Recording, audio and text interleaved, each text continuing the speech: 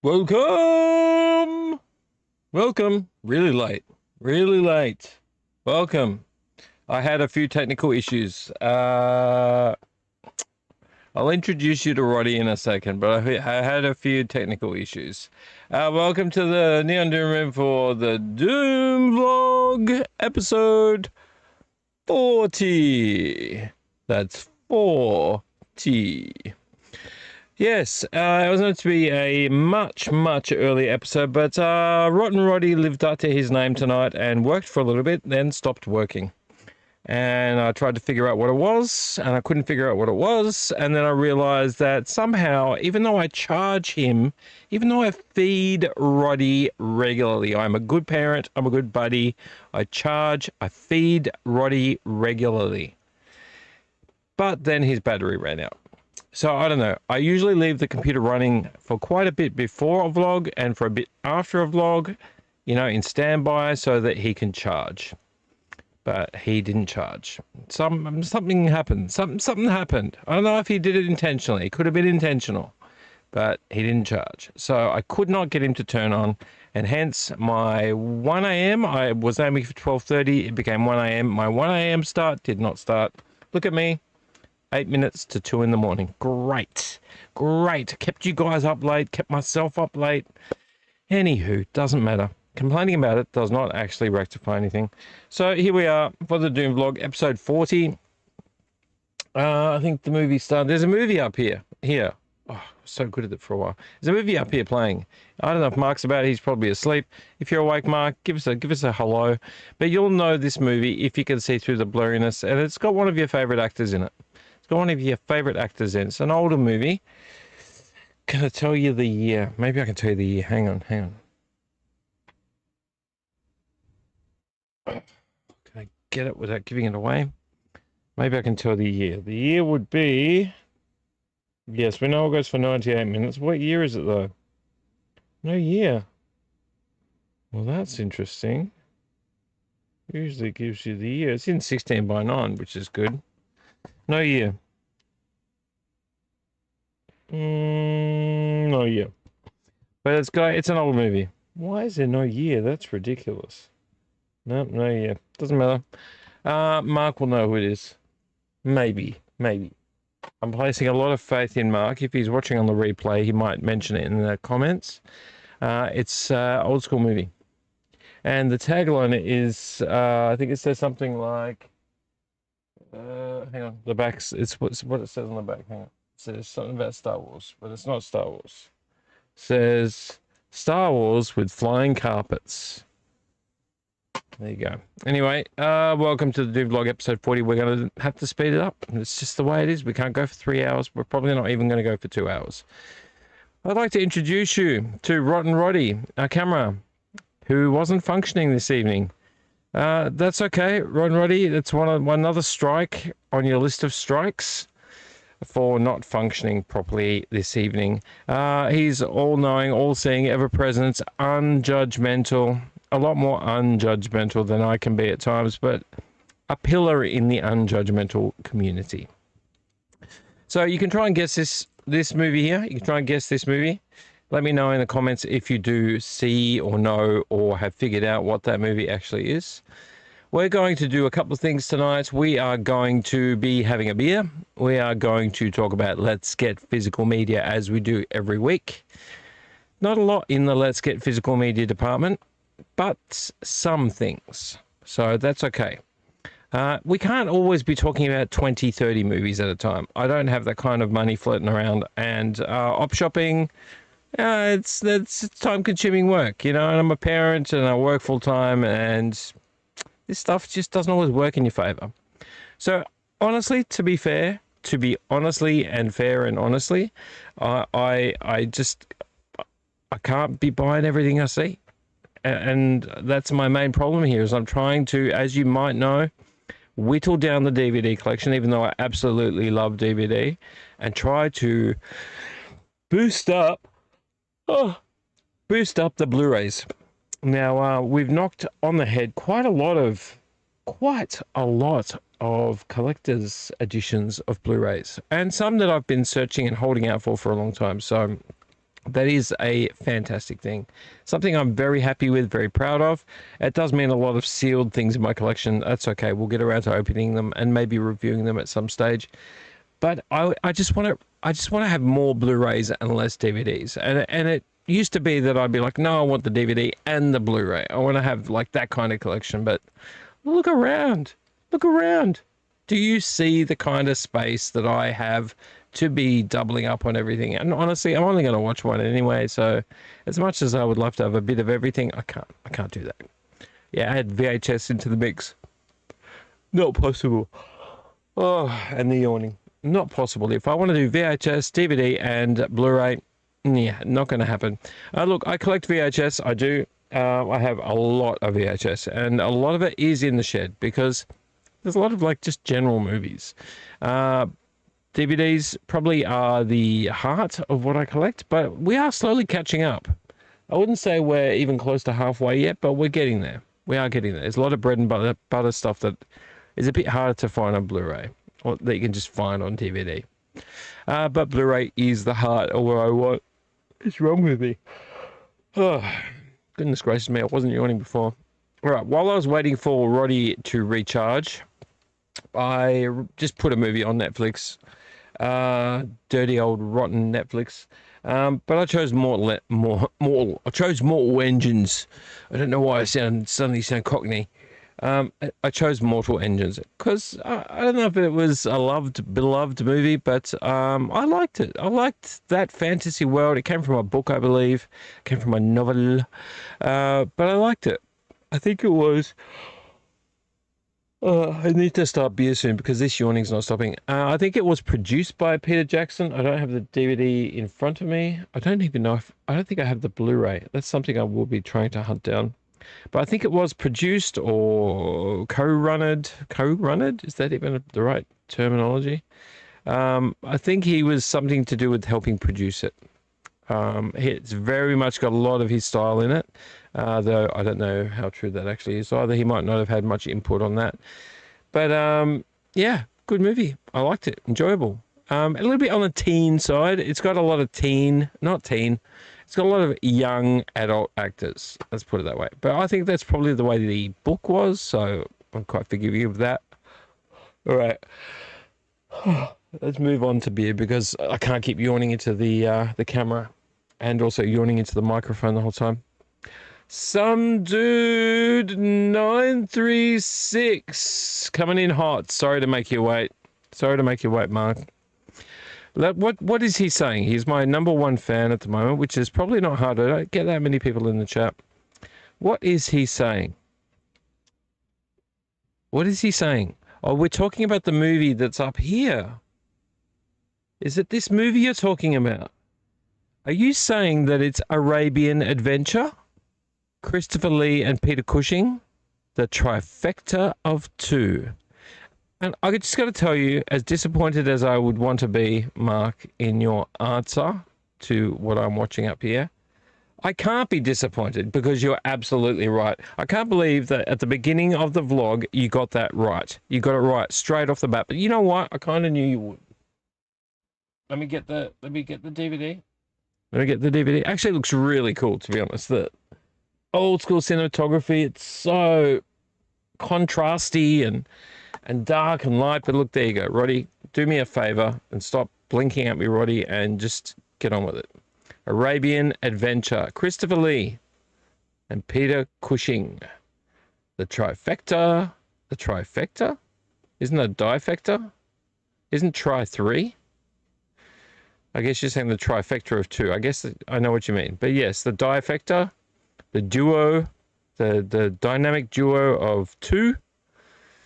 Arabian Adventure. And it looks cool. It's a cool movie. Look at the beautiful colors. You know, that reminds me of Indiana Jones. So maybe Indy had a bit of this in mind. Maybe Temple of Doom had a bit of the left-hand side in mind. There's a lot of, I don't know, I can see some similarities. But yes, Arabian Adventure. Well done, Mark. And no one's ever done it before live on camera, so I'm going to give you a high five to Roddy. There you go, Roddy. And you're going to get slow clap that gets faster and faster and faster and faster and faster. just like in the 80s. Yeah, everybody up in the bleachers, just stand up for Mark. Woo! Well done. Good job. Mate, I'm proud of you. But I actually didn't really doubt you. I just wasn't sure if you were there. This is your guys. These are your people. Yeah? Christopher Lee, Peter Cushing, various other people from that era. Alec Guinness even, I might even say.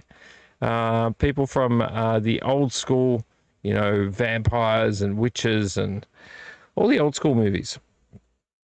And also, obviously, Christopher Lee, Lord of the Rings as well, amongst many, many other things. And Peter Cushing, Star Wars, amongst many, many other things. Obviously, if you're into them, you know what movies they were in. All right, I want to get past my yawning, so I'm going to get straight to beer. I bought a few beers today from Mr. Dan Murphy. I nearly bought a beer thinking of Mark, but please don't take this the wrong way, Mark. Thinking of the comment that would be in chat. There was a beer company, I think they were called Beechworth, but not Beechworth. They were called something English, but the beer was called Bishop's Finger. The Bishop's Finger. And I was going to buy it just because of the name. And it looked good. It was called a, what was it called? Not a Welsh. It was called, was it a Welsh stout? Not stout, Welsh ale? Kentish ale? Something like that. I don't remember. Maybe you know it. Next time. I'll get it next time. They've got a lot of different ones there. But instead, I've chosen something a little bit different. So, mostly because of the size of the bottle. So, let us move on from my very slow beginning. And I'm not too sure how long Roddy will last, to be honest. This might cut off. If it cuts off, you might just hear my voice saying, oh, yeah, there you go, vlog's over. Sorry about that, camera's dead. Roddy's having a seizure. So let us move on to beer before I test my luck. I think it's time to try our...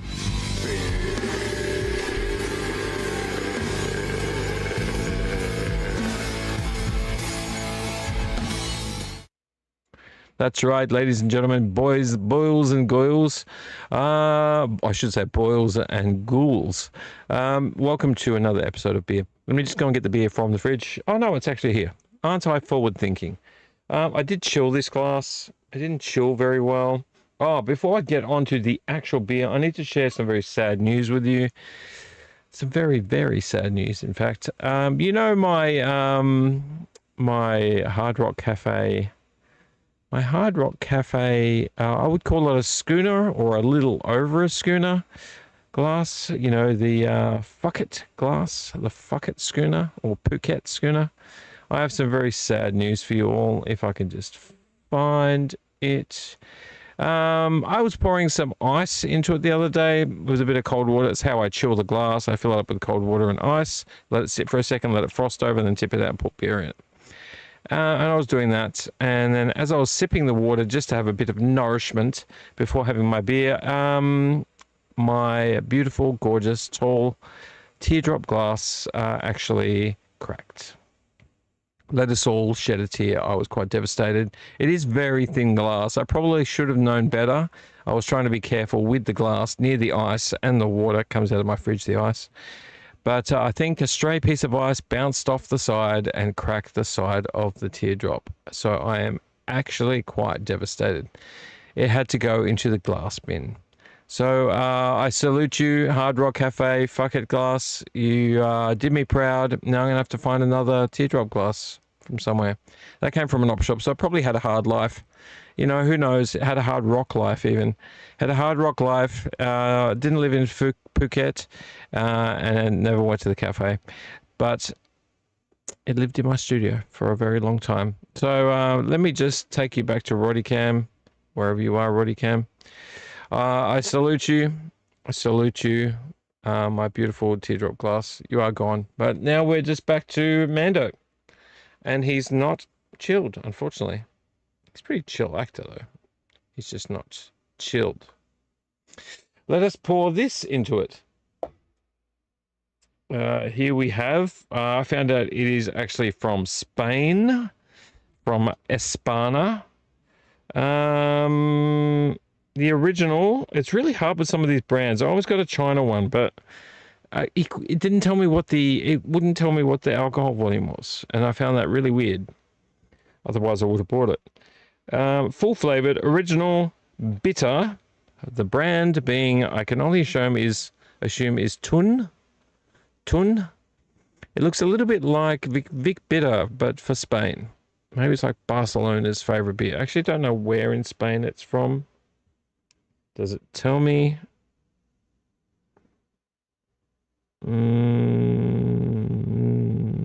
Beer brewed and bottled in Spain for blah blah. It doesn't tell me where in Spain. It tells me where it was shipped to, but not where in Spain. But yes, we're going to try this very simple bottle. It's got no backing label, Tun. But it's a nice long bottle, and that's what I was looking for. I was looking for something nice and long. Sorry, please don't take that the wrong way. I wasn't looking for something nice and long in that way, but is it... Can I open it? Nope, I need the bottle opener. Yes, so I thought I would try it. It's a bitter, so it could be a bit hit or miss. Who knows? Let's give it a go.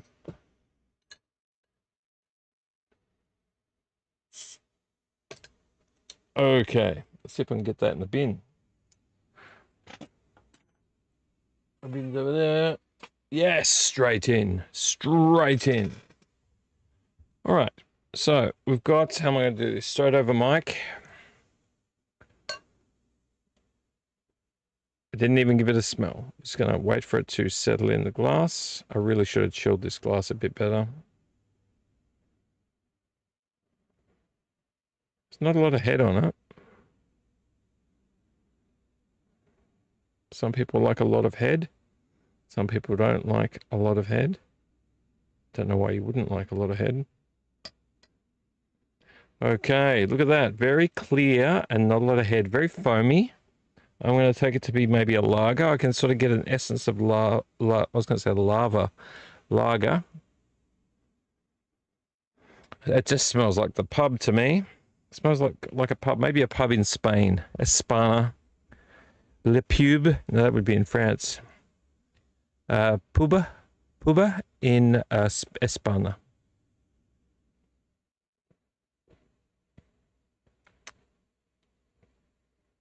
Interesting. It's like a...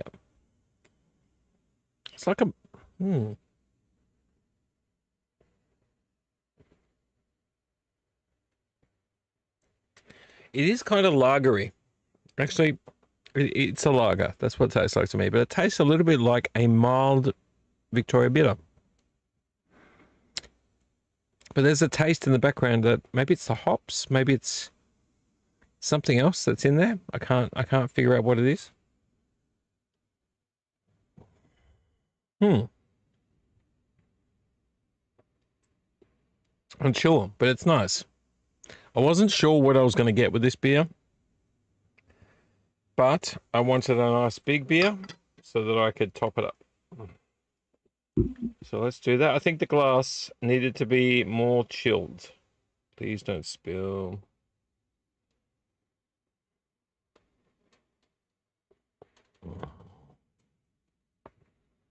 There you go. Look, it's not bad. It's a bitter, so I'm guessing it's a regular go to the pub, have a drink kind of beer, not a craft beer. And it's okay. I think, I don't know, maybe after the second glass, it might taste a bit better, but it's maybe a little bit acquired.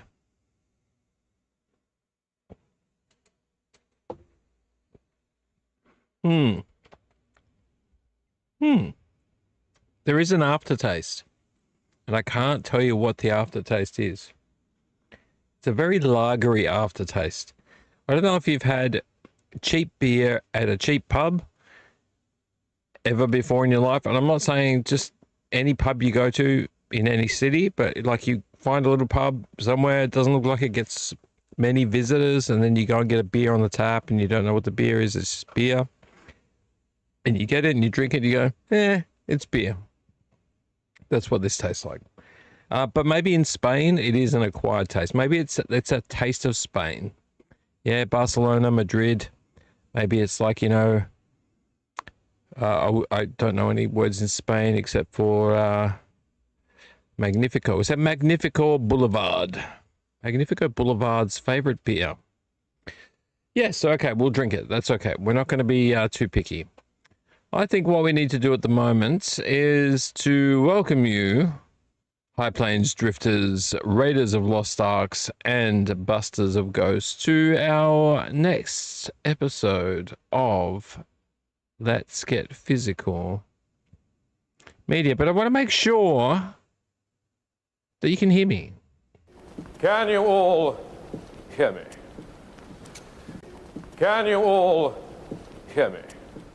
I'm going to assume that you can hear me. And with that, I don't even know what I set the volume to, so I hope you can actually hear that. But I'm assuming you can hear me because some dude at 936, aka Mr. Mike McBride, is actually chatting to me in the comments. Let's do a quick hygiene check of the channel before we get into Let's Get Physical Media. We had 2 views, 1 live viewer right now currently. Thank you very much and welcome. I'm assuming that is still Mark. All right, so let us get on with Let's Get Physical Media. I've got a couple of things to show you tonight, but I will show them later. A bit worried about this camera. I'm a bit worried about Roddy running out of steam.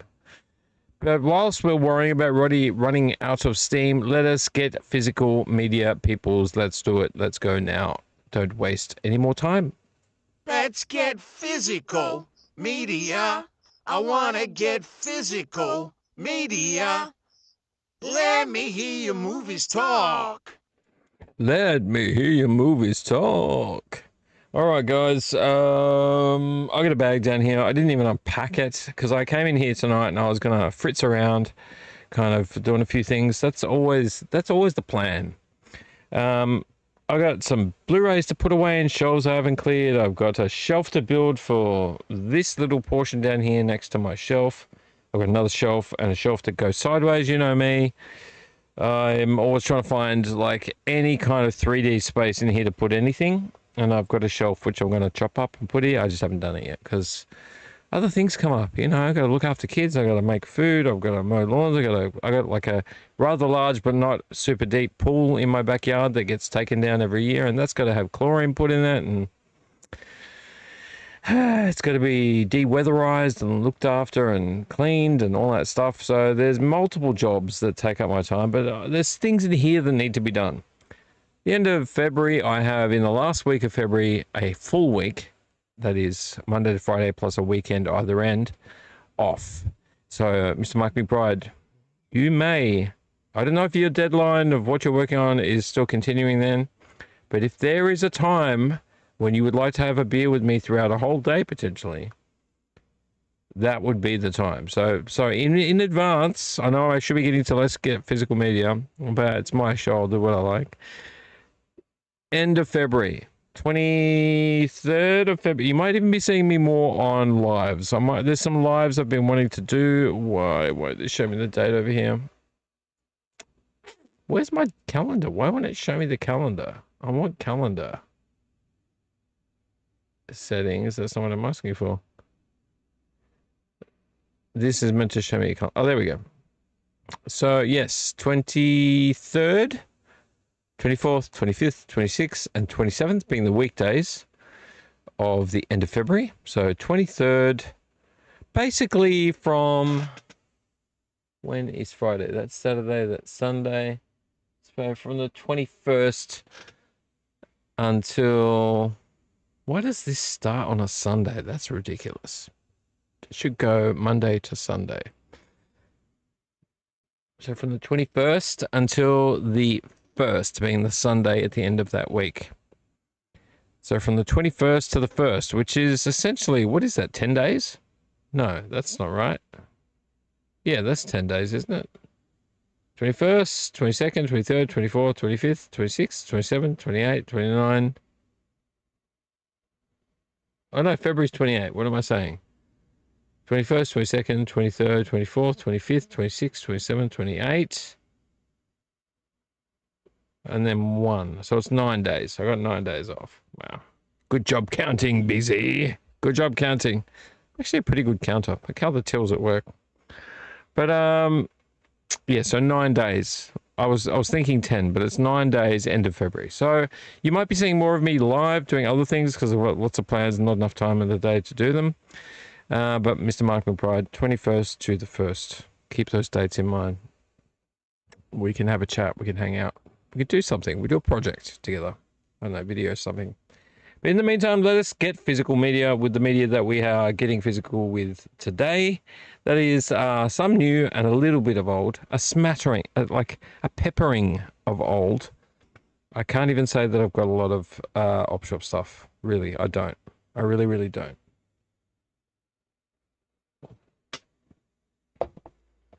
What I also bought for beer was, I don't know why I do this, but I saw a 4-pack at Dan Murphy's of, and it's only because it was a sour. I'm not much of a cider drinker. I find ciders tip me a certain way, depending on the cider. I found a sour tropical fruit cider pack of 4 that's in the fridge. I can tell you the brand if I get to it. 8% each. Now that worries me a little bit, but I was like, 8% each. Whoa, let's just give that a go. But that part of my brain in the back's like, this could be very bad. This could be very, very bad. It could taste completely like just alcohol and then with a smattering of flavor. But I bought a pack of 4 of this sour tropical cider. So we'll maybe give that a go if the beer doesn't hit me hard enough. So let's get physical media. I've got the bag next to me. Let me get them out. Ready.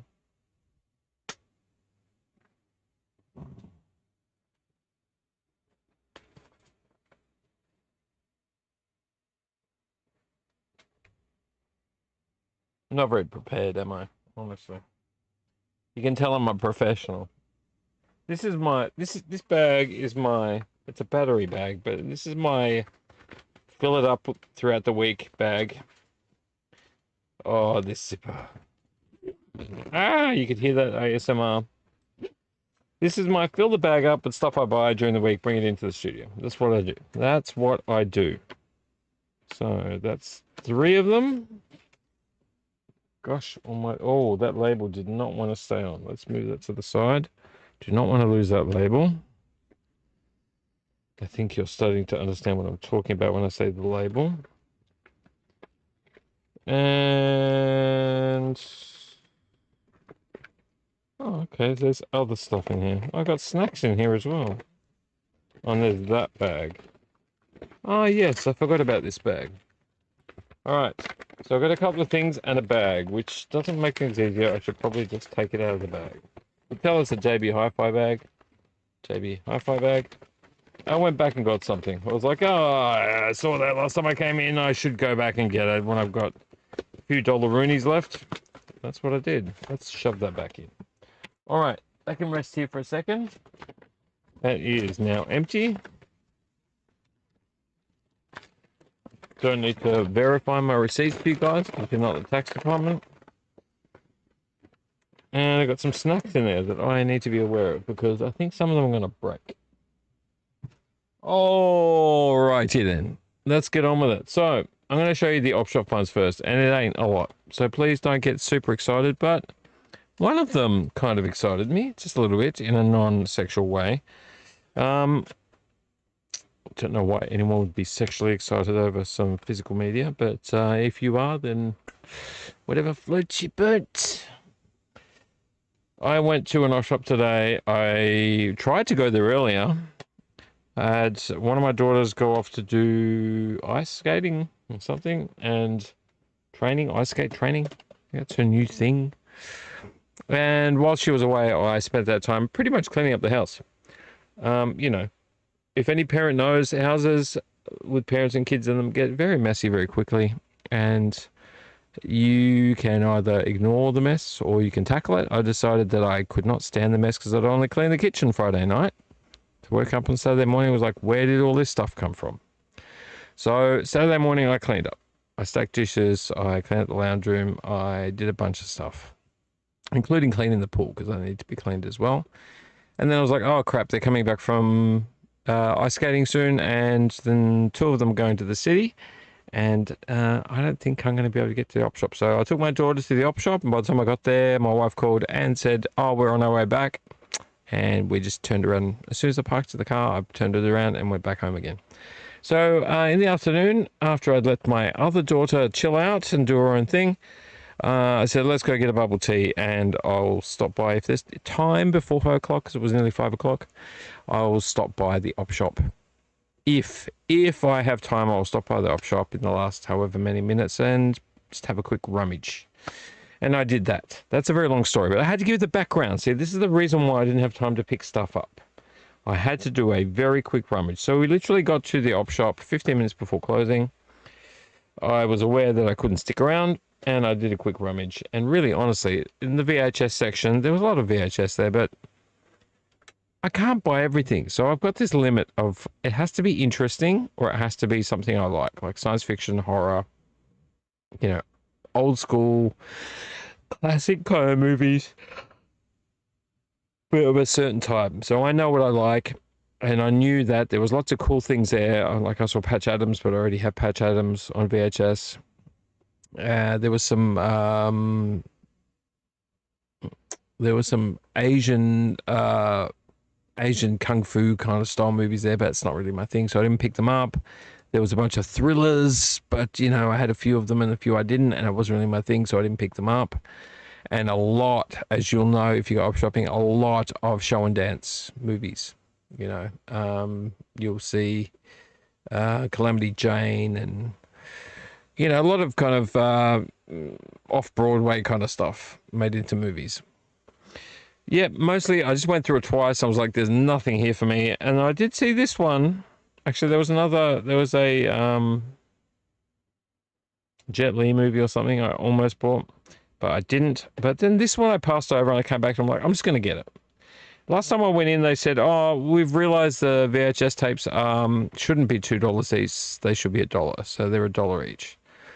So this time around, I went in and got a bunch of stuff, and I left, and I said, I was told these are $1 each. They said, no, they're $2. I'm like, oh, so they didn't stick to their prices. Let me just show you what I got.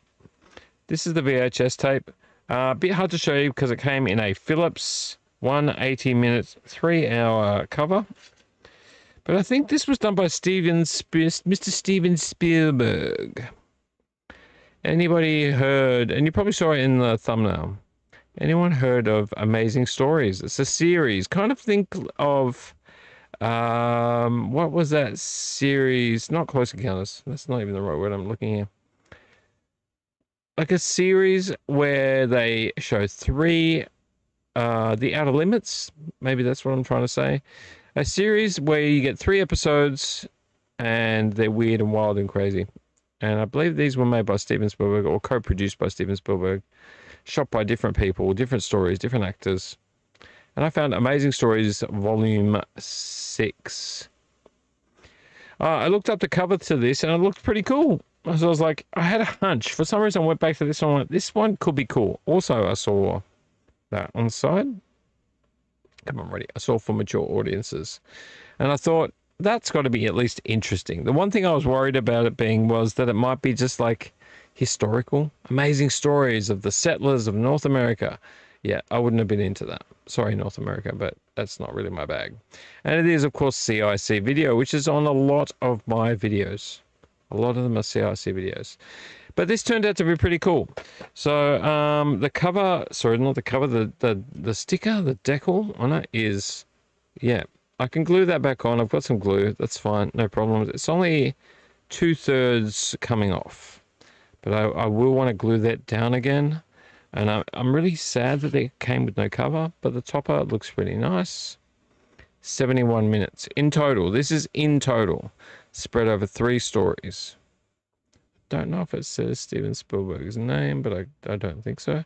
It is Amblin in television, which 1985?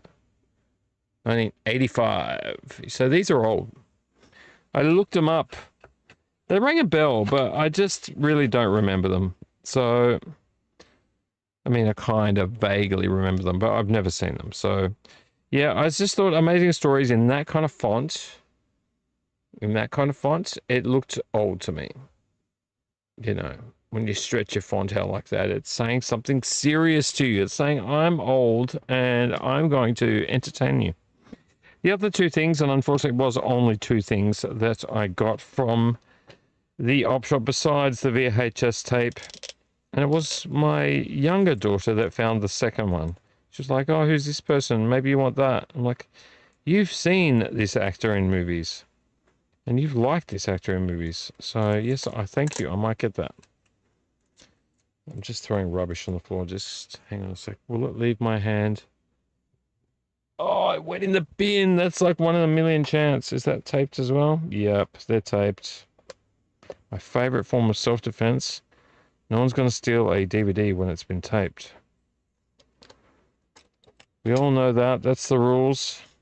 Criminals see a bit of sticky tape and they go, nope. Just round them up, boys. We're going home. We can't steal anything when it's taped up. Oh, I got both tapes in. That's amazing. Quick hygiene check. Quick hygiene check. I'm super worried that Roddy's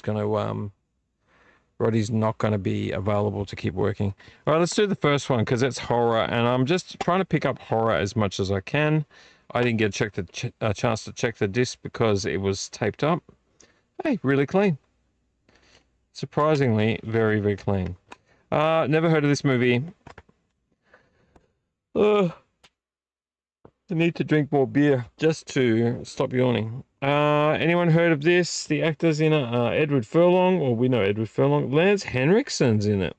And Tony Todd. There's a girl in it too, and it doesn't say her name.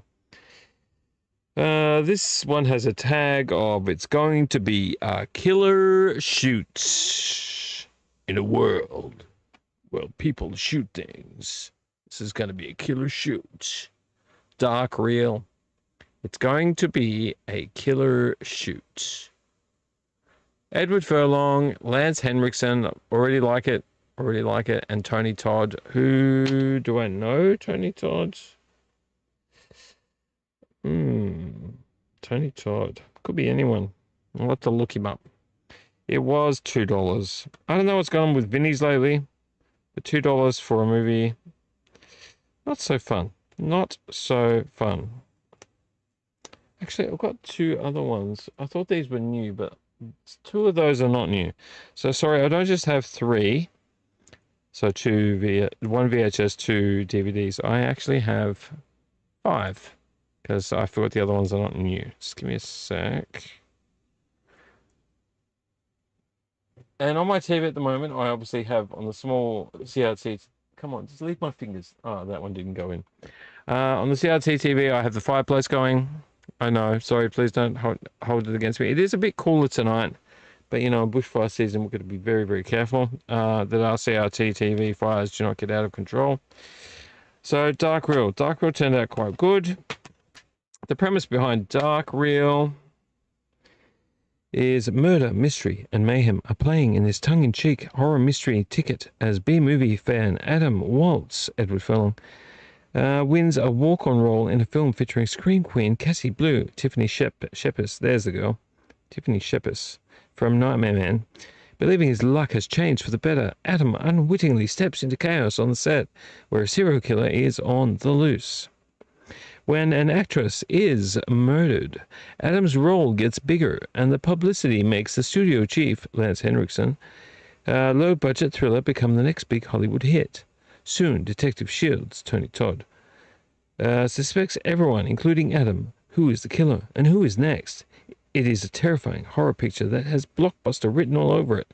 When people tell you it's got blockbuster written all over it, it's not. That is, if there's anyone left alive to watch it.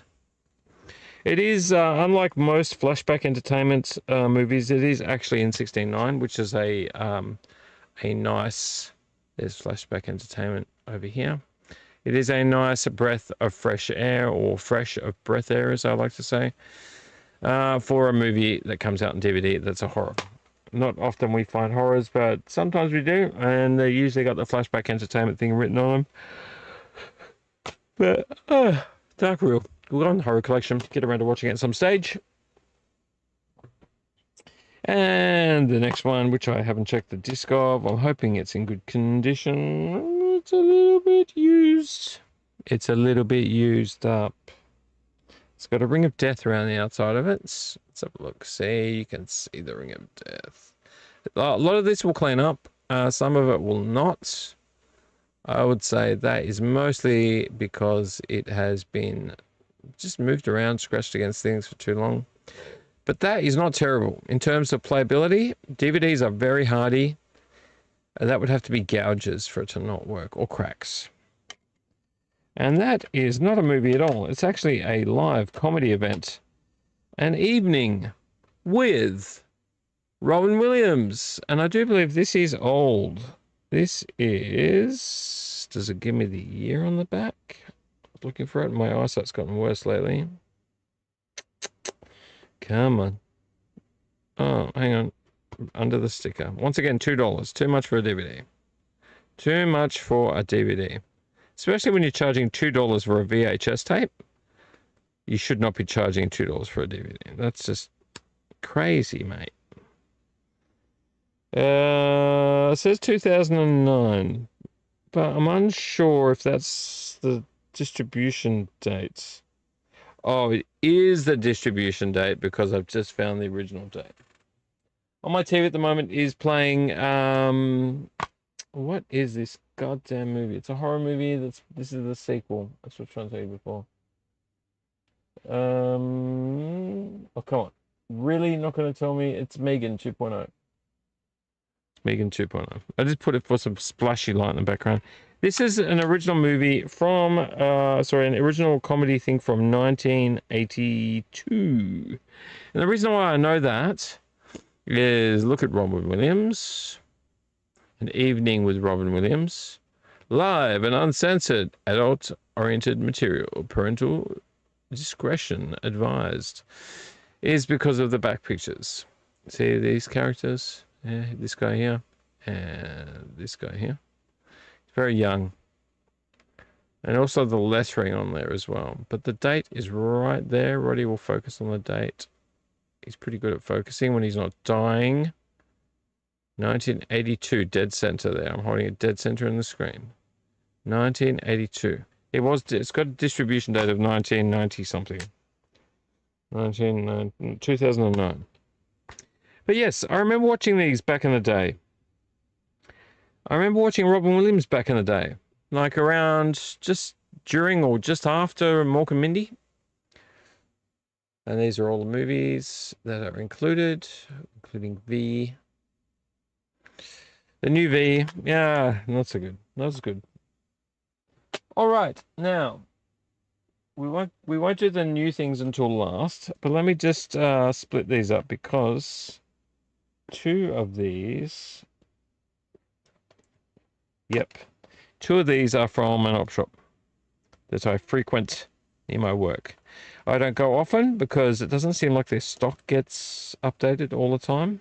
It kind of feels a little bit like a place where I feel like I'm just kind of mostly wasting my time. But the staff are friendly. They always know me. They always say hello. We always joke around. I went in there. I couldn't find a single thing. Not a single thing that I wanted. It was the end of my shift. I just ducked in there before I was going home. It's like, no DVD. Not a single DVD I wanted. There wasn't any Blu-rays I could see, and there was no VHS tapes that I wanted either. They do have a small collection of VHS tapes. And so I was like, oh, that's the end of that. I did find a jacket with a stitched dragon on the back that made me think of Cobra Kai. It's khaki, and I was like, oh, it's $10, but I'm taking that. That's cool. I'll show you one day. I'll show you on Instagram if I get a chance to. And on the way out the door, buying the jacket, I was chatting to the lady at the counter, having a joke around with her, and I was like, oh, she's like, you find anything? I was like, no, nothing today. Just the jacket. So, you know, if I found something, if I see something, you know, I'll let you know. And then she goes, well, there's these things. And the thing is, I saw them on the way in. And I saw them at the counter when I was paying for the jacket, went to pay for the jacket. She had 2 Blu-rays on the counter. Now, sometimes they save them for themselves by putting them on the counter and not on the shelves. And sometimes they put them on the counter because they haven't been priced yet. And I did not want to assume, I didn't want to get my hopes up, didn't know what they were, and I didn't want to mention them, so I didn't. And then she goes, well, I got these 2, if you want them. And I went, okay, show me what you got. That's pretty cool. And I had a look, and I'll show you right now. But they were $1 each. So I said, how much for them? She's like, $1 each, as usual. I'm like, this is the place I get my dollar Blu-rays. So as much as I've seen it 100 times, I got a sealed copy of Titanic, which made that a sweeter deal because it's sealed. It's not been chewed up and spat out. Sealed Blu-ray copy of Titanic, which means I can get rid of mine. $1. And a sealed copy of a fantastic movie. Al Pacino, Robert De Niro, and Val Kilmer. I almost said Val Kilmer. And Val Kilmer. Heat. Come on. We all love Heat. If you haven't seen Heat, and I don't mean the temperature, if you haven't seen Heat, then you most definitely should. Heat is a fantastic heist movie. Heist movie gone wrong, I would say. And now I can move my DVD copy of this on. $1 each, guys. $1 each. And they're both, as you can tell, come on, Roddy, sealed. They're both sealed. Brand new movies for $1. Brand new movies for $1. Titanic, not as stoked as Heat, but still happy to have in my collection because having it on Blu-ray is much better than the DVD, is what I've got currently. Does it come with any extras? Oh, where am I? I want a Titanic.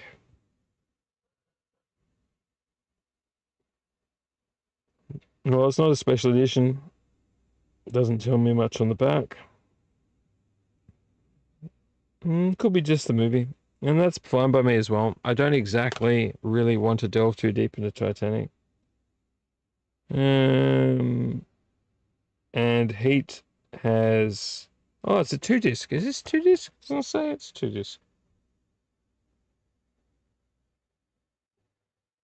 Titanic's not 2-disc, but the Heat is 2-disc apparently, because it says disc 1. Where is it? I just saw it. Disc 1. Audio commentary by writer, co-producer, director Michael Mann. And disc 2, Toronto International Film Festival Q&A with Michael Mann. Academy Q&A. That's a weird way to write that. The Making of Heat, 3-part documentary. Deleted scenes, Pacino and De Niro, the conversation. Return to the scene of the crime. So pretty good for $1. Pretty good for $1. Sealed. Very happy to have it sealed. Just like buying a brand new movie. Except the first one would have cost $9.98. The other one $9.98. I've never seen them in JB Hi-Fi. So that's $20 for $1 each. So $2. Very cool. All right. Oh, I've just dropped the one. Now, moving on to newer physical media. Now, these were bought with my, was it Christmas money? I can't remember. I bought Christmas money. But one of the first things I wanted to do before I bought anything with my Christmas money is that my headphones that I use, my Jabras, do I have them in my pockets? It's in your pocket, Bilbo. It's in your pocket. No, it's in my other jacket pocket. My inner ear buds, my true wireless buds, I've had for like over 2 years that I bought with a voucher, strangely enough. One of them started malfunctioning a bit, was working some days, not working the others, and then eventually dropped out. I did pull it apart, because that's the kind of person I am, gently and carefully, and got all the segments out and looked at them. I could not get it to work. I cleaned it, tidied it up, wiped things down, put it back together. It turns on, it charges, but no sound comes out of my right ear. So I decided I needed to get some new headphones, and I really didn't want to have to pay for them outside of, you know, just having free money. So I looked around for a bit, and whilst I put aside a few other brands, I decided on Skull Candy. So they've got a pretty good reputation with this particular inner ear true wireless earbud. So I spent what was going to be $50 on these, but I got chatting to the lady at JB Hi-Fi, and she's like, "Oh, I'll give it to you for $44.10.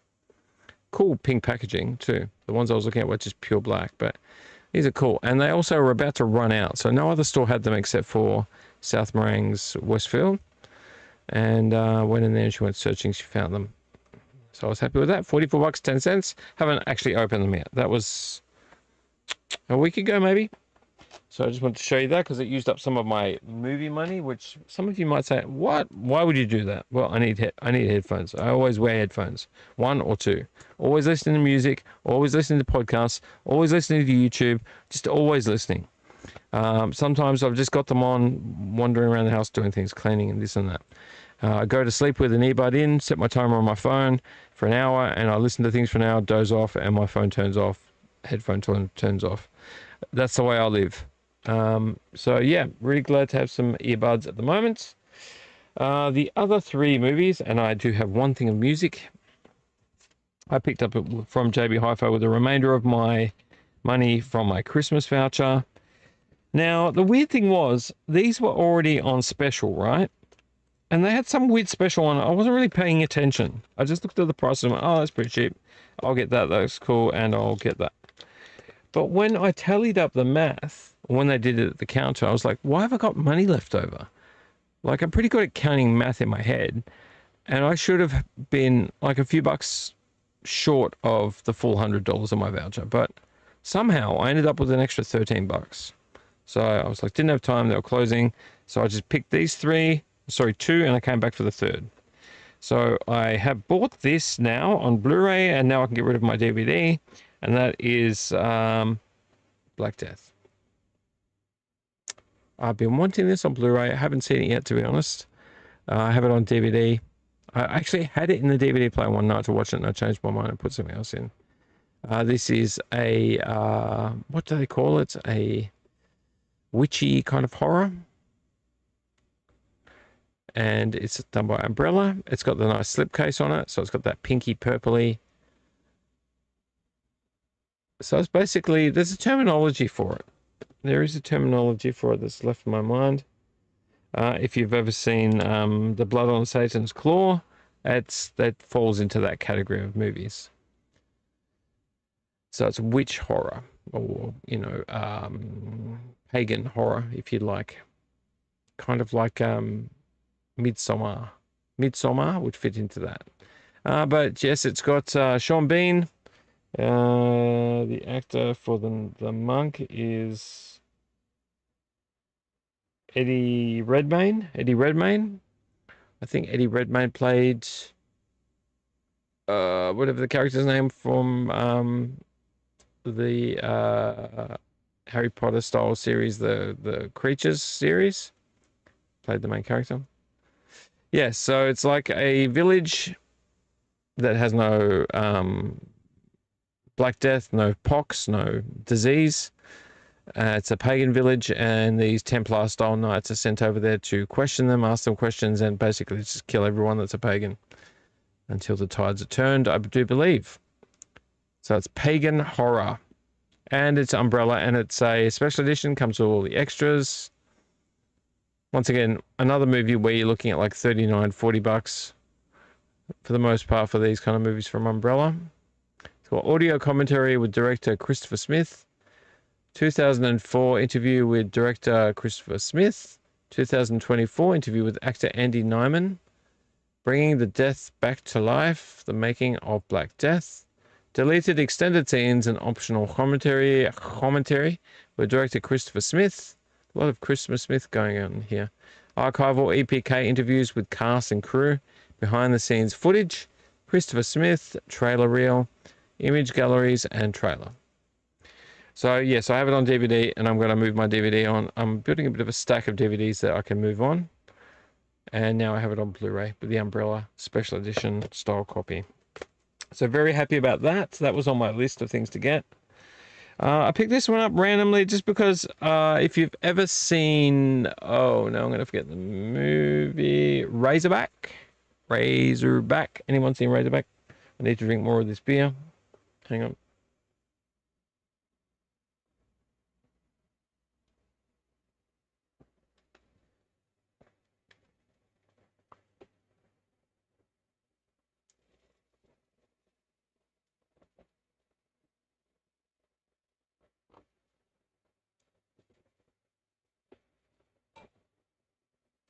Okay. Anyone seen Razorback? Anyone? Hello? Anyone? Hello? Hello? Hello? Hello, 2 viewers. Okay, I just did a quick hygiene check. Welcome to the second viewer that probably was always there. If you've ever heard of Razorback, classic cult Australian cinema about a wild boar going on the rampage, monstrously large wild boar going on the rampage, killing people. Well, this movie comes with a less subtle title, very similar, less subtle title than Razorback. I don't know, Razorback might not have a better title than this movie, but very similar scenario. And I got it on Blu-ray. It was $17.95. It was on my list of things to get, but I just happened to see it, and I was like, the store was gonna close, and I couldn't make my mind up, and I was like, I'll just get this one. Less subtle title name than Razorback, maybe a little bit cooler. Definitely, it makes you ask what kind of movie it's about, like what's the creature in it. But that movie is boar. I was just joking about the less. No, not the less subtle. It is less subtle. But yeah, I think Razorback's a better name. Much better name. Boar. Look at this thing. He looks like, I don't know, he looks like he's been on the spit roast already. Look at those fangs, look at those horns. Crazy. Yeah, boar. To say in the outback, no one can hear you squeal. And who is this by? It's a Chris Sun film. Giant boar movie. I think it's been quite a few years since Razorback. Yeah, they can get away with doing another boar movie. Comes with a few bonus features. Interview with director Chris Sun, the making of The Practical Beast, cast interviews, and gag reel. Everyone loves a gag reel. No one's going to gag, it's just jokes. I'm going to do my Americanized but Australianized version of a film plot.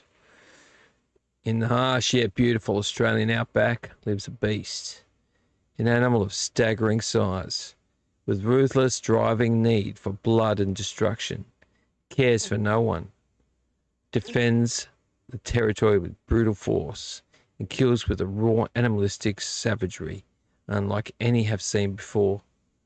Believed nothing more than a myth, a legend brought to life by a drunken local, the beast ventures closer to civilization, closer to life, and ultimately closer to death.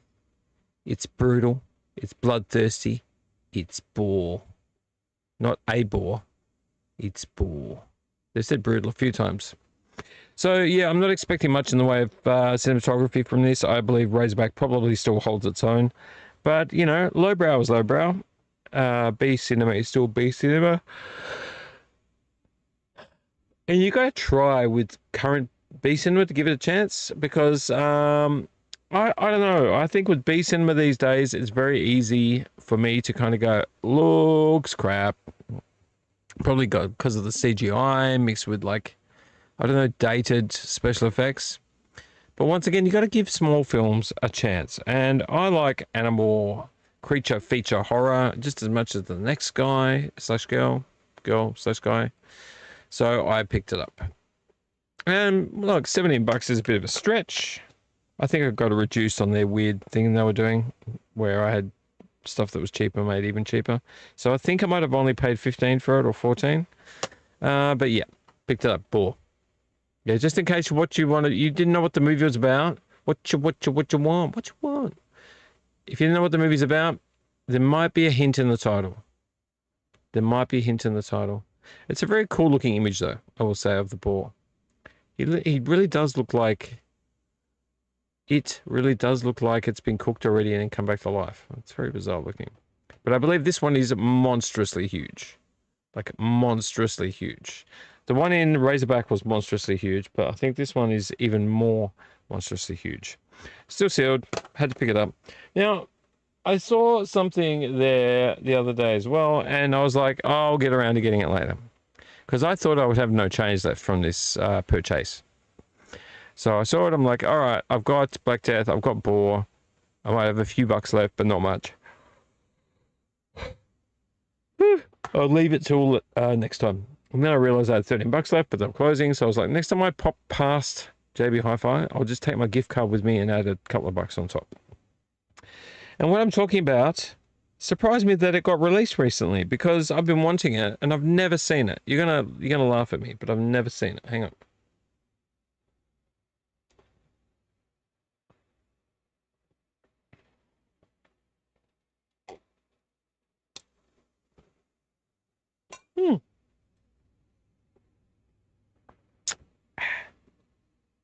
Never seen it before, even though it's been out for years and years and years and years.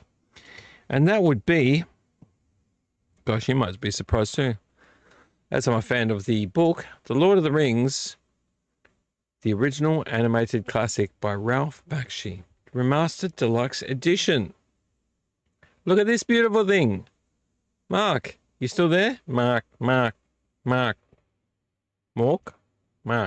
you still there?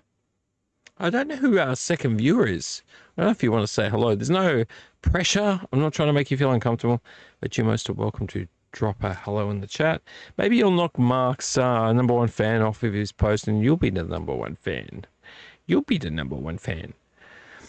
Lord of the Rings, the animated classic. Original animated classic. Now, I do believe this movie is not all three movies. I've read a bit about it, but I've never seen it. Never seen it. In fact, years ago, I was like, didn't really like the animation style. Wasn't really my thing. But Ralph Bakshi's been around for a while. He's done a lot of amazing and weird and very sexual things in the past before. So, y'all love him or hate him, I guess. But I've grown to like the style that he's come up with. This is, in fact, I believe, book 1 and book 2 of The Lord of the Rings, and then it just stops. He never finished 3.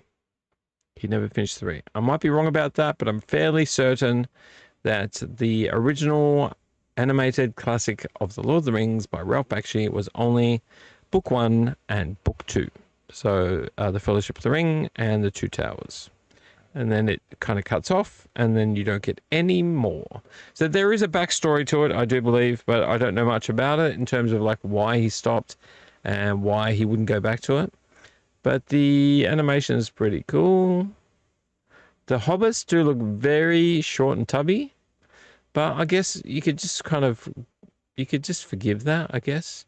Somebody at JB Hi-Fi, one of the girls that was there, was chatting to me for a while about this movie and Lord of the Rings, and she was saying that some of the scenes were shot for shot with Peter Jackson's, like this scene here with the Black Rider and the hobbits hiding under the log on the path. She was saying some of them were like he just transferred them across and made them his own because they were so well shot. Like the design of the shot was on the actual animated movie. But yeah, Mark, I don't know if you've seen this before. I'm going to assume you have because you're such a Lord of the Rings buff. Much like myself, but better. You've done a lot of deep dives.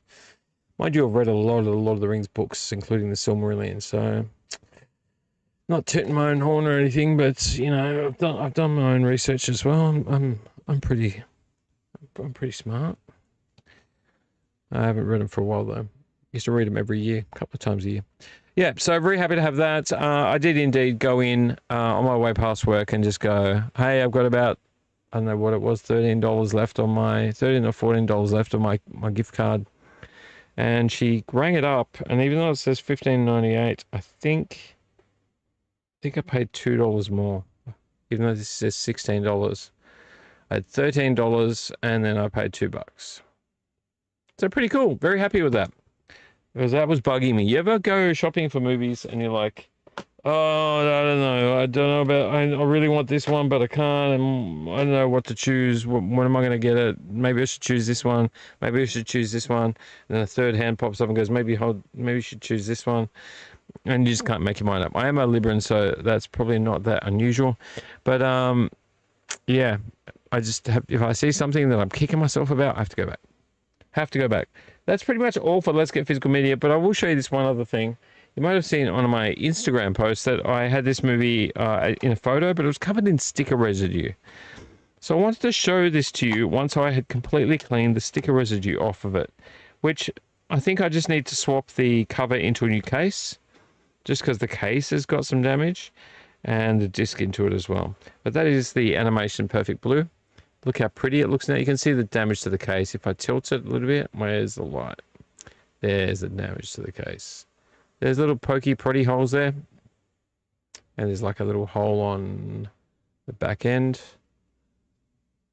Around about. So there you see that it's ever so slightly punctured, but it's still very clean and very shiny. So I could fix that with a new case. But look how clean it is. Perfect Blue. It's like a Hitchcockian movie, but an anime. About a superstar. A singer of some kind, a musician. But it's very Hitchcockian. Satoshi Kon's animated psychological thriller, Perfect Blue. So this before was covered.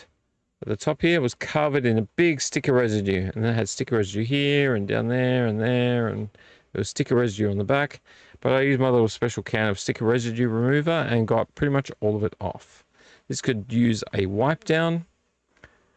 But it does look a lot better. And a case change, which is something I think I will do. But if I can get it on Blu-ray, I will. But these kind of animations, they're not really easy to find on Blu-ray. So I think this is a psychosexual kind of thriller. I don't think it's got horrible stuff in it. I do believe it's mostly inferred, or the thriller side of it is mostly just the thrill of watching it, as opposed to like gross kind of stuff. I don't mean psychosexual in a gross psychosexual way. When you open up the cover, you will get some other movies shown, including some of my favorites. Akira, Ghost in the Shell, Amon Saga, don't really recall that. And I don't know Blood. Oh, I probably should, but that disc looks pretty cool. Yeah, I just wanted to show you that. I think I will do a case change at some stage just to make that front look a bit nicer. But the case has been looked after. I mean, sorry, the cover has been looked after. Just needs a new case. And there is a little bit more residue, which I, for some reason, could not get off. So new case it is, I think. Anyway, so that is Perfect Blue. If you haven't seen it, you should. I haven't seen it, and I will see it eventually. I'll get around to it. That is all of my Let's Get Physical media. We're now at 3 in the morning. So we can't linger around too long because I have a feeling Roddy's camera, Roddy the camera is not going to last very long. So what shall I do? What shall I talk about? Normally I cover a couple of different things. Oh yes, I do want to talk about news briefly. Hang on, let me just drink this beer.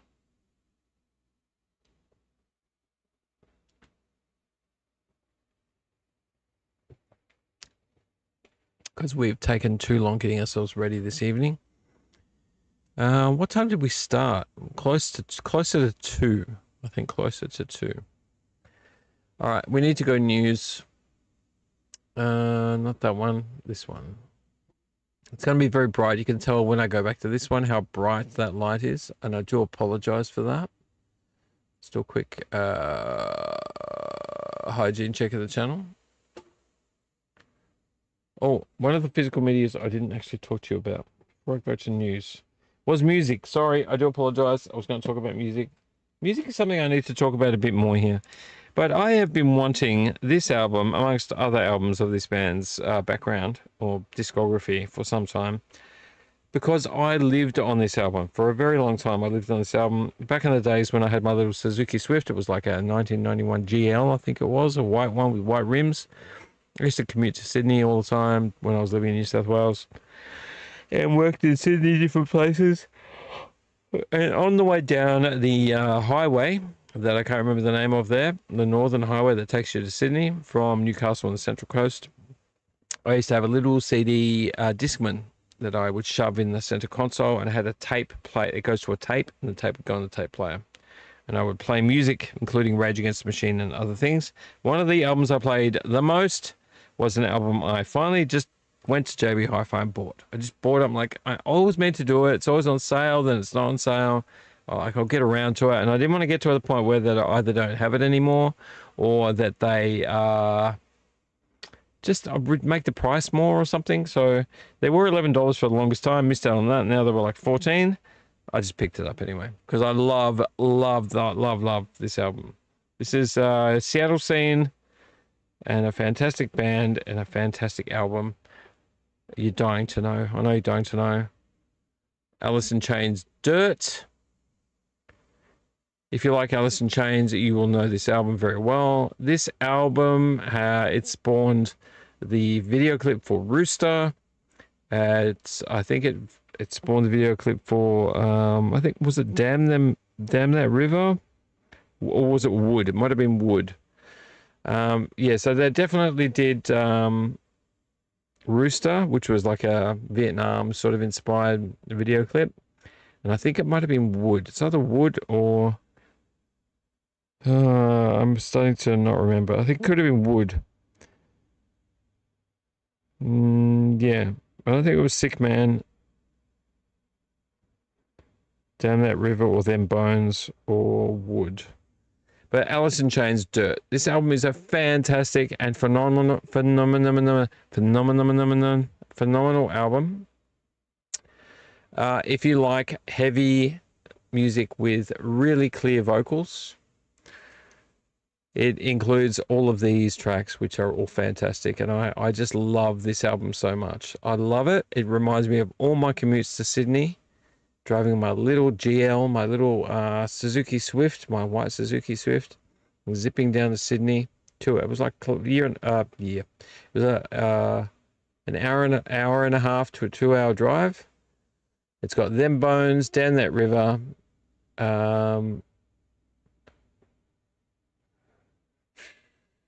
What is that word? Rain When I Die. Oh yeah, Rain When I Die. Sick Man, Rooster. What is that track there? A Junkhead, Dirt, Godsmack, Hate to Feel, Angry Chair, Down a Hole, I think. Down in a Hole, and Wood. Obviously, you got your band members Lane Staley, Jerry Cantrell, guitars. He took over. He took over the band when Lane Staley unfortunately overdosed. Mike Starr on bass and Sean Kinney on drums.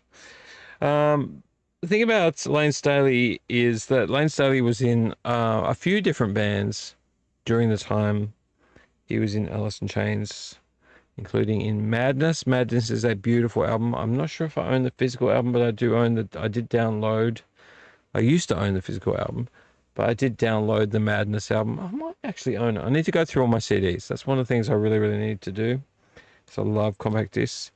Yeah. Madness. Madness? Now I'm starting to doubt myself. Madness.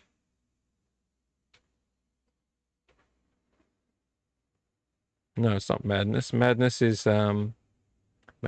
the ska band. Nope.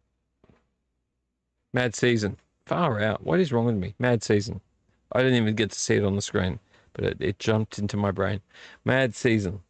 Mad Season is another band that Lane Staley was in. He was in it with the guitarist from Pearl Jam. I can't remember now. It's been too long. The drummer from another band and the bass player from another band, but I can't remember off the top of my head. But Lane Staley was in a lot of bands. And Mad Season is a fantastic. If you like this band, Alice in Chains, it's not like this band. It's a little bit different. Sorry, Mike. A little bit different to Alice in Chains. A little bit kind of like swamp blues. That's really bright. Swamp blues, kind of like New Orleans. I can't even explain it. But if you like Lane Staley, if you're a fan of Lane Staley, please check out Mad Season. It's got a very, very easy to identify cover. I don't have to show it to you. You'll be like, it says Mad Season. Yep, that's got to be the one. But a man and a girl embracing. It's very stark. It's a little bit disturbing and very, very straightforward on the front cover. But yes, very happy to have Alice in Chains, not Mad Season. Alice in Chains, Dirt. That has been on my want list for a while. Even though it's cheap, it was kind of like always pushed to the side. So I just wanted to pick it up. 14 bucks. I do want some of their earlier albums as well. Forgot to show you that. All right, we're going on to news today. I think we're going to leave it after news. I wanted to show you other things, but we started so late. I'm kind of pushing it, to be honest. I don't think it's worth my while or your while for me to rush through things just because Rotten Roddy did not want to switch on for almost an hour.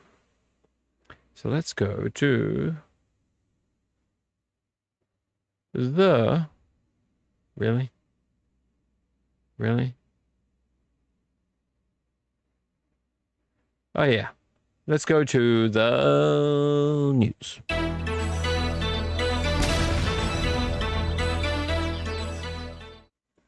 Welcome to the 3:06 a.m. news with BZ in the Neon Doom Room studio.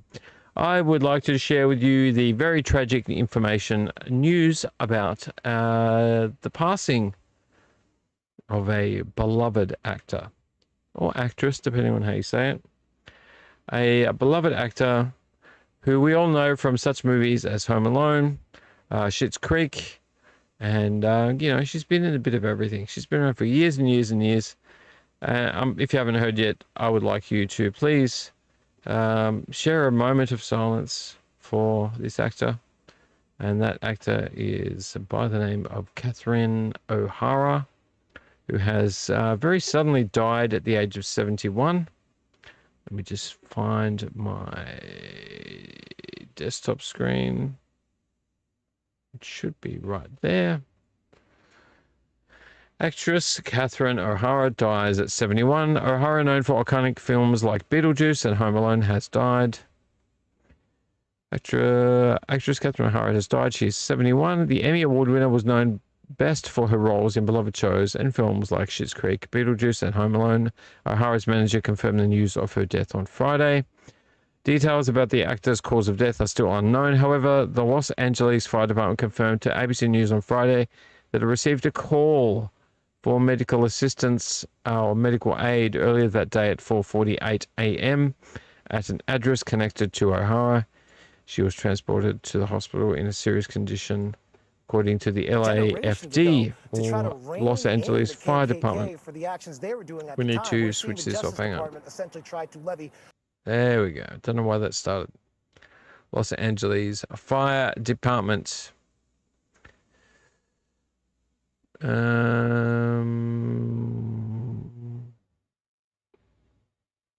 Where did I get up to?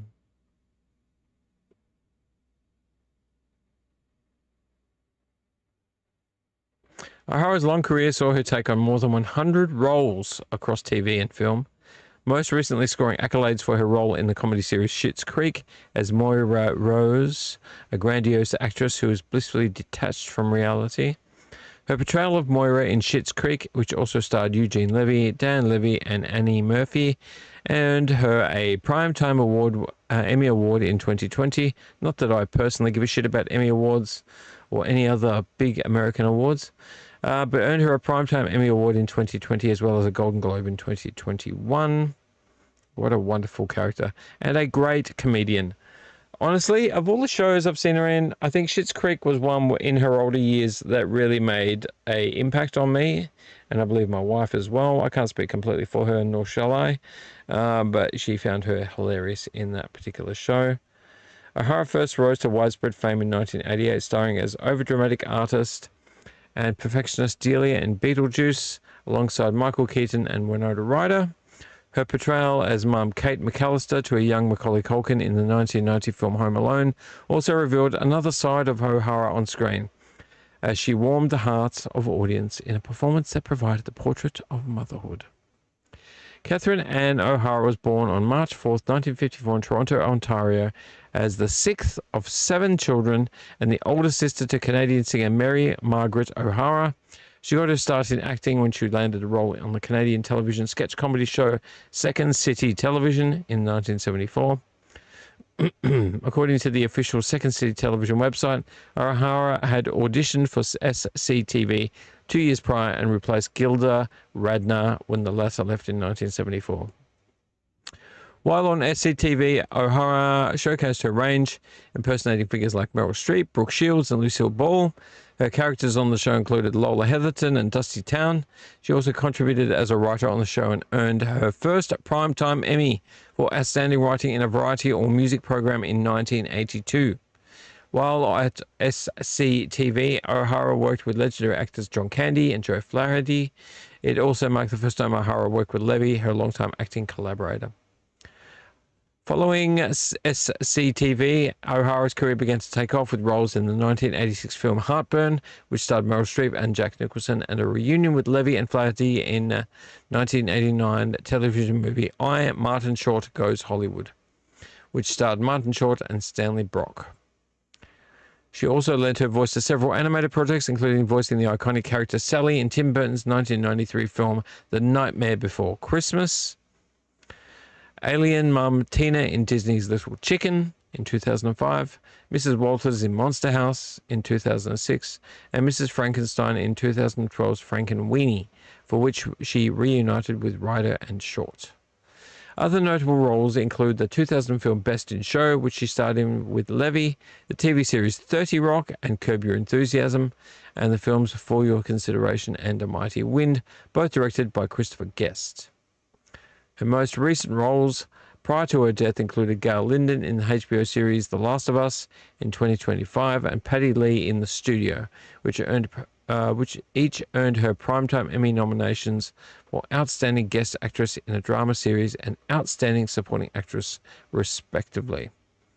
In 2024, she reprised her role as Delia in Beetlejuice with Ryder, Keaton, and Jenna Ortega. She was slated to return for The Studio Season 2. In 2024, O'Hara reflected on the next chapter in her career in an interview with Elle Canada and shared how she wanted to approach the years ahead. When you turn 70, this is advice I read from anybody turning any older age. Imagine that you're going to live a minimum of another 20 years, she said. What are you going to do with those years? If you look at it that way, you look at it as a challenge, like instead of, oh no, I'm going to downsize, I'm going to slow down. Imagine that you are going to live to 90. What are you going to do? After much thought, she said, you look forward. She added, I'm lucky I get to keep doing things like this at my age. I can't believe it. O'Hara is survived by her husband, Oscar-nominated producer-designer Bo Welch, whom she married in 1992, according to People. The duo met on the set of Beetlejuice, and she told InStyle in 2018. That's where I met my first husband. Sorry, my husband, not my first husband. That's where I met my husband. He designed the sets, so I have nothing but fond memories of that movie, she said. We shot on stage in Los Angeles, and then at the end, we went to Vermont to do the exteriors of the house. She continued, our production designer, Bo Welch, went ahead with the art department to get the exterior sets for the house ready, and I was grouching to Tim Burton about how this guy was talking to me all the time and never asking me out. We had a break between filming in Los Angeles and on location. In that time, Tim told Bo that he should ask me out. Our first day of shooting at the house was the day that Bo finally asked me out. So that's what I see when I look at the scenes we shot there. Matchmaking, Tim Burton, she added. O'Hara and Welch shared two sons, Matthew and Luke. Now, an interesting fact about O'Hara,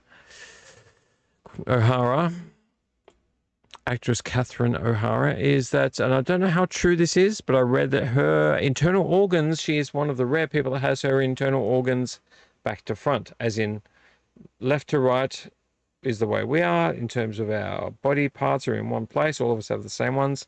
Hers are the opposite. So instead of left to right, they're right to left.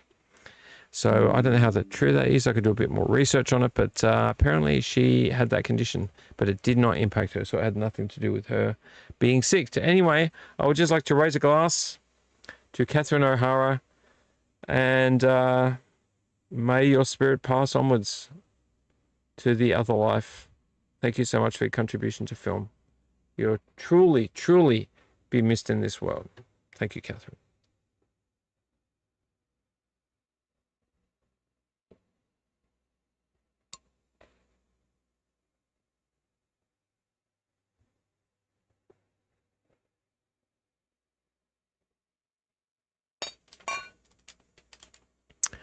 Okay, so there hasn't been a lot on the, let me just get rid of this screen because I do not want to have that glare.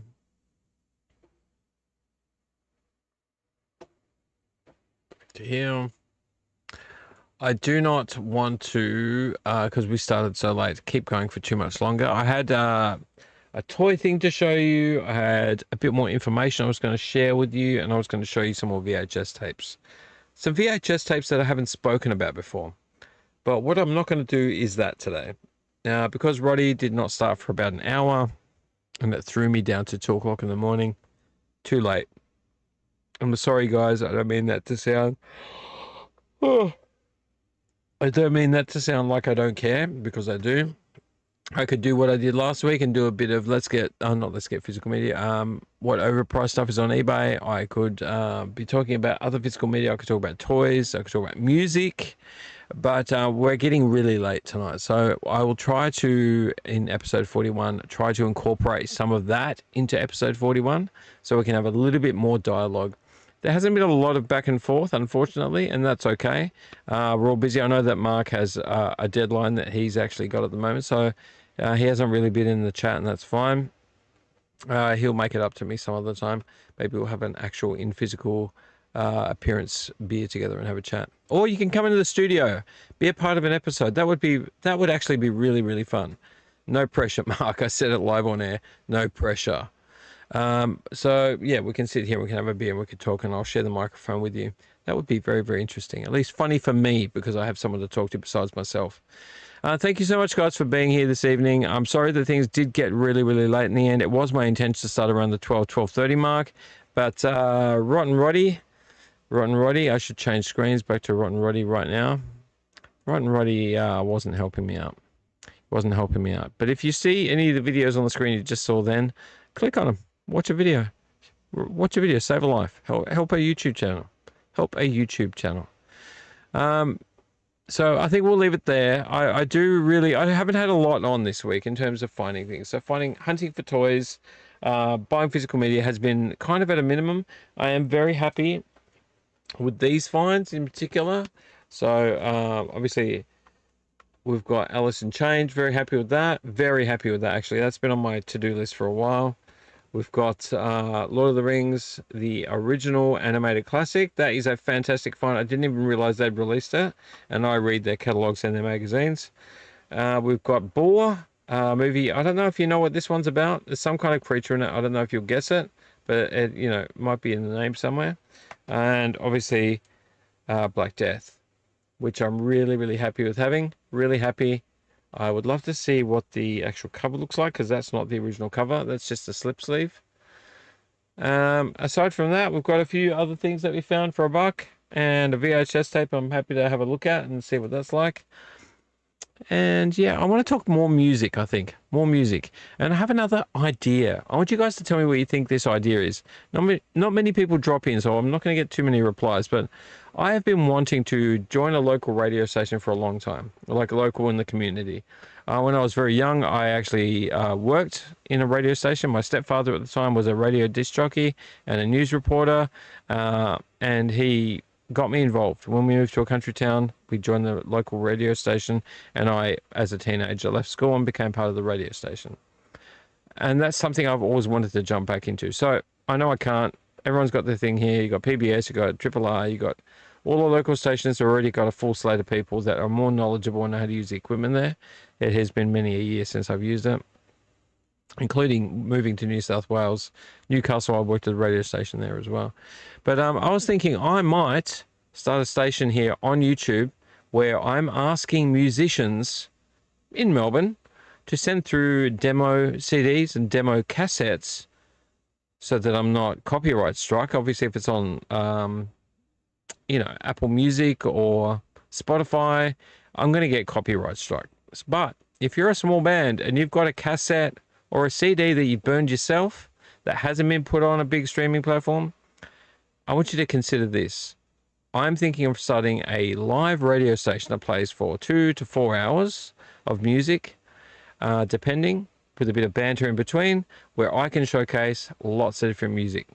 So keep that in the back of your mind. That's something I'm considering doing, just to be able to DJ. Just not DJ so much as DJ and talk about bands and talk about music, and talk about styles. Obviously, I love rock, I love punk, I love metal, but I also like all kinds of music. I love R&B, I love jazz, I love big band music. I love all sorts of stuff. Ska. So yeah, keep that in the back of your mind. If you're interested, if you're a musician, if you know a musician, shoot me a message on neondoomroom@gmail.com. That's my email address. I always forget to spruik it. Or you can check me out on Instagram at neon_doom_room and leave me a message on there.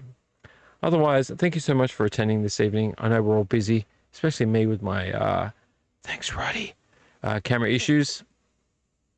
So thank you for dropping in. And to replay crew, if you didn't make it tonight, that's fine. You'll be replay crew. I love my replay crew. They always send messages through. Replay crew, we're here, we're watching. Thank you so much. What do I end the episode with this time? We're episode 40. For episode 40, I could have done much more, but that's okay. Episode 41 will be my episode 40. Don't forget to... oh, Q is such a hard letter.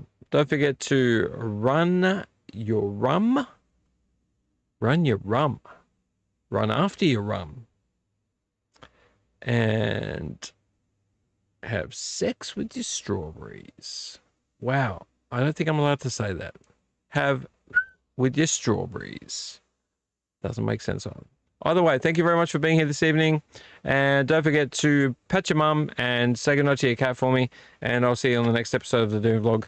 The Doom Vlog episode 41 next weekend. And don't forget, end of February, I am free for a full week. I'm going to try to take a full week of nothing besides doing dishes, drop my kids to school, and watching movies, and doing vlogs, and talking, and relaxing, and all the stuff that I just need a break. I need a proper break. So keep that in mind, end of February. Love you. BZ, in the Neon Doom Room. Sick of talking. Gonna finish my beer. Look, I'll finish it for you. You ready? Finish it for you.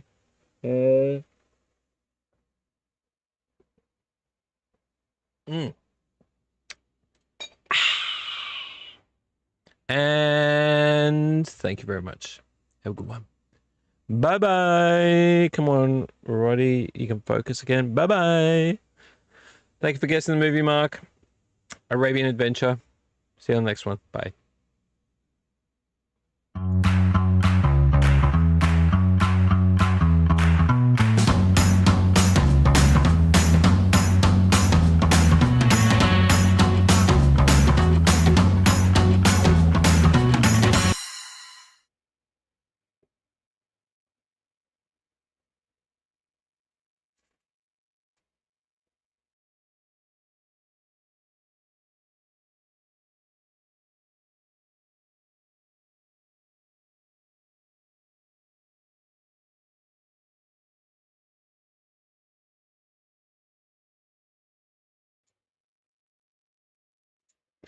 Do you know how rock bands would sometimes have like a hidden track at the end? This is my hidden track.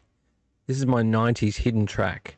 Not like what band would I be able to say? That bands that have it like an hour, like a last track lasts for an hour after the track ends, and you get a hidden track. So forever, if you have a streaming song of that song or of that album, and you're trying to play that last track, and you want to mix that last track in, and one of your favorite mixtapes or mixed CDs, and you put that track on, and then you put the next track on after that, and then you finally realize that that track goes for an hour before you can listen to the next one.